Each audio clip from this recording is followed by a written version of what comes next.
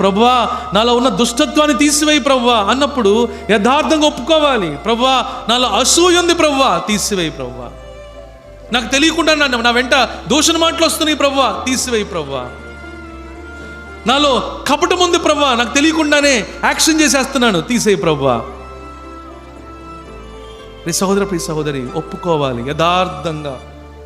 నువ్వు ప్రభు బిడ్డవైతే నీలో వచ్చే లక్షణము ఆ యథార్థత వస్తుంది. వీటన్నిటిని మానేయడానికి నువ్వేం చేస్తావు? ప్రభు సహాయం అడుగుతావు, ప్రార్థన చేస్తావు.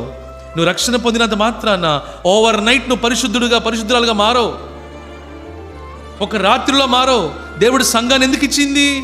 మనల్ని మార్చడానికే సంఘాన్ని ఇచ్చాడు దేవుడు. రోజుకి నాటికి రూపాంతరం చెందటానికే. అందుకనే ఎవరిని ద్వేషించొద్దు, అందరము కూడా మారే క్రమంలో ఉన్నాం. కాకపోతే ఒకళ్ళు ముందుండొచ్చు, ఒకళ్ళు వెనకాల ఉండొచ్చు.